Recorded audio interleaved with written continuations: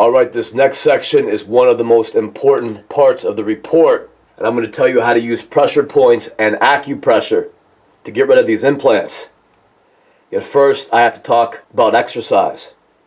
So as I already explained, if you meditate directly after exercise, it will help you easily lift all the implants that have built up in your body. So I spoke a little bit about my exercise program in the video entitled Energy Lifts and Frequency Shifts, where I told you about freestanding squats, or doing 100 or so squats without using any free weights, and I explained how to do what's called GRAIL push-ups.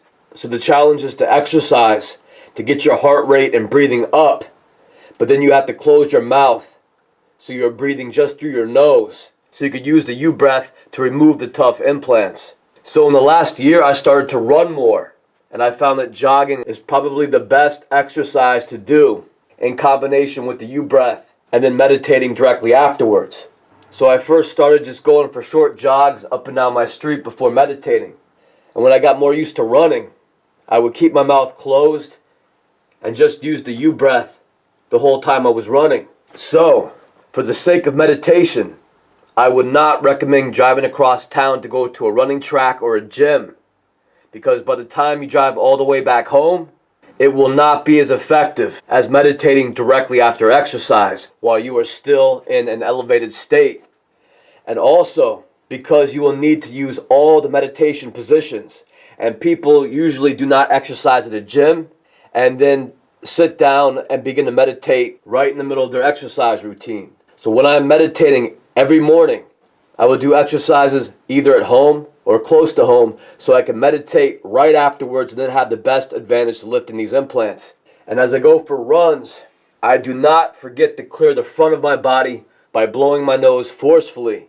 And I know this sounds a little funny to say, but when you start doing this, you will realize how important this is and how much easier it will make things.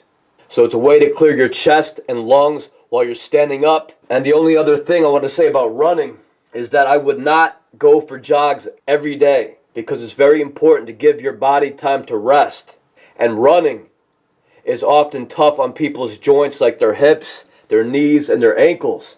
And people who go running every day often will develop knee and joint problems. So you want to give yourself usually 2 days rest in between running days. So if you run on a Monday, try not to go running again until Thursday. But honestly, I've been known to go running every other day, or sometimes 2 days in a row, if it's necessary. And especially if I'm just taking shorter jogs up the street and back. But usually I will exercise different parts of my body every day and always give the different muscle groups time to heal. So some days I may do sit-ups and stomach exercises. Another day I'll do all types of different push-ups. Another day pull-ups. Another day I'll do freestanding squats. Another day I'll go for a bike ride. And another day I'll do some light weightlifting.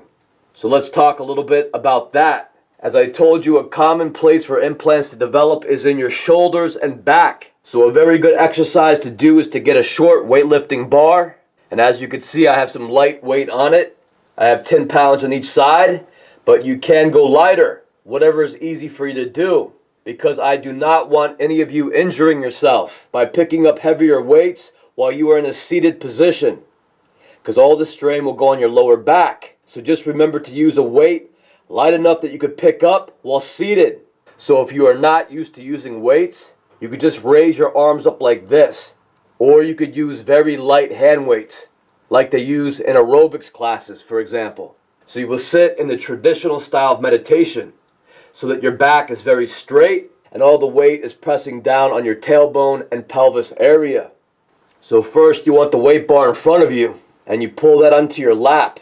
And then, in a separate motion, you will use your shoulders to lift it up to your shoulder level. And then you will breathe in deeply while resting the bar on your shoulders.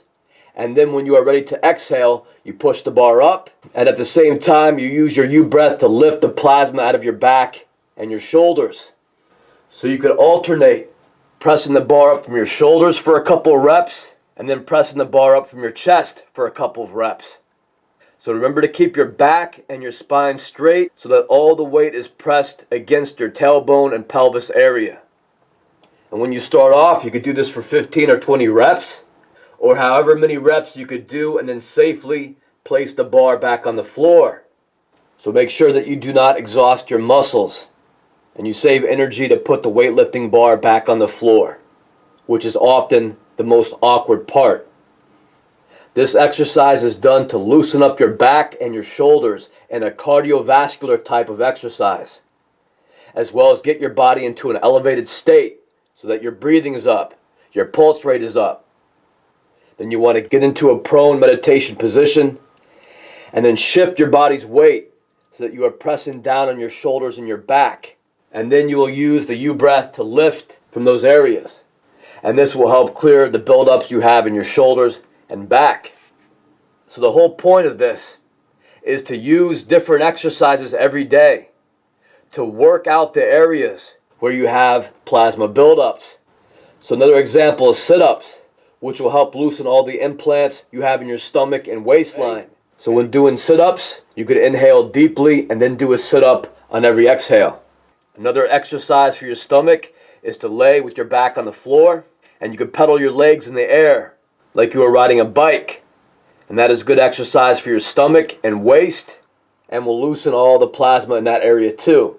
And when you get done with that exercise, then you want to get into a prone position or the traditional meditation position, and then use the U-breath to lift from your stomach and your pelvis area. And what is also very important are pressure points in your body. So the best thing to do is to use acupressure techniques on yourself. However, it is not always easy to reach these pressure points, especially in your back and legs. So all you need is a rolling pin or something like a wooden cylinder. So as you can see, I use these two, and you'll use this to apply pressure to areas in your back and your legs. And you will find out that major areas of pressure points are around your joints. So take the rolling pin, you put it on the floor the long way, and then you gently lay back on it so that it is supporting your back. And you could also use a couple pillows to help support your head. So a major pressure point will be at the top of your back, where your shoulder connects to your back, around your armpit area. And to find it, you lean back on the rolling pin, and you want to shift your body's weight around by leaning back on your left or your right shoulder. And after a moment of shifting around, you will be able to find this highly sensitive area, because when you press on it, it will start to ache. So you will want to lean your body's weight onto this pressure point as much as is comfortable to do so. And you want to stay on it for about 2 to 5 minutes while using your U-breath to breathe deeply. Then you want to get into the leaning prone position. So you're face down on the floor, and then you want to shift your body's weight onto the side you just pressed on with a rolling pin. And as you continue to use the U-breath to breathe deeply, you will feel a great deal of plasma coming out of that area in your body. So you want to breathe into that area for about 10 minutes to a half hour, and then you want to repeat that process on the other side of your body. So it is very important to clear the implants that form in your shoulder, because they're known to expand down your rib cage and also form all around your heart. And like I said, major pressure points will often be found around the joints of your body. So another place you want to put the rolling pin is in the back of your waist, right at your lower back.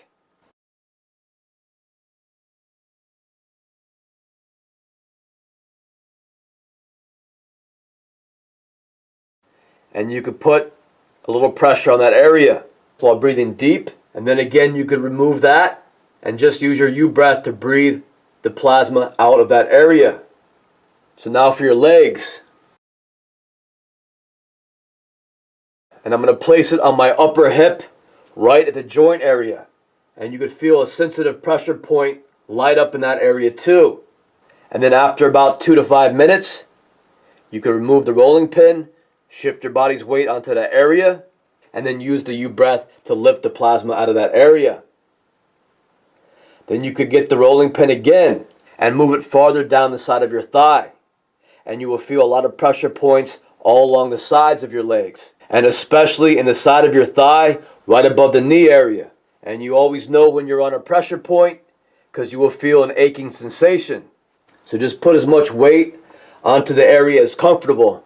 And then after about 2 to 5 minutes, you want to remove the rolling pin and then shift your body's weight onto that area, and then use the U breath to remove the plasma buildups. Then you could use the rolling pin on your lower legs. And again, there is a major pressure point to the outer part of your tibia bone. So if you lay on your side and place the rolling pin just under your knee and shift your weight around, you will find that pressure point. Then you want to repeat that process on the other side of your body. And you will also want to use the rolling pin all the way up and down your back. Your back is filled with pressure points and is a common place where plasma builds up. So this is acupressure, and you could do it for yourself. And this is basically the same thing that is done with acupuncture. Only this technique that I'm teaching you now is so much better. But to tell you a little bit about acupuncture, they will take something like sewing needles and usually place about 10 needles at certain pressure points on your body. And then they leave them in for about 20 minutes. And if the acupuncturist is any good, they will hit at least a couple pressure points. And even though the needle is in your skin, just like a centimeter, you will feel an aching sensation, and later, some stress will feel relieved. And what is happening is that some of the plasma that is built up in that area is loosening up, and some is rising up. But the patient is not taking full advantage of this by then pressing their body's weight onto that area, and then using their deep breathing exercises to make sure all the energy goes out of that area in their body. And an acupuncture treatment usually costs about $100 to $200, if not a lot more these days. So it is much better to do this yourself using acupressure techniques.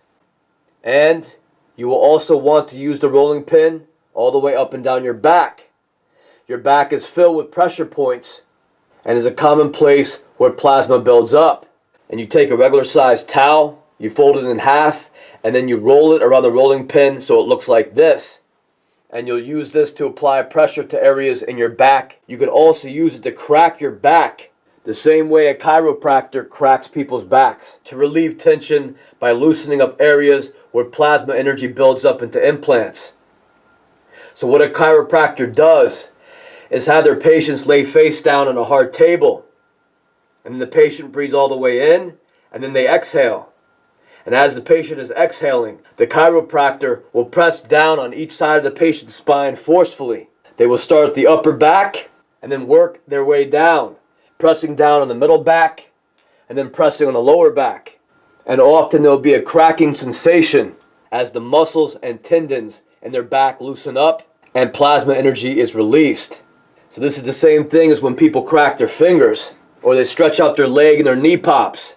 Only this takes a little bit more force and some leverage to do this on your back. So often, by just placing the rolling pin on the floor and then lying back on the rolling pin gently is enough to crack your back. At other times, you have to position your upper back over the rolling pin so that some of your body's weight is on the rolling pin and some of it is like resting on your elbow, and then just lay back on it while pressing your back on it slightly.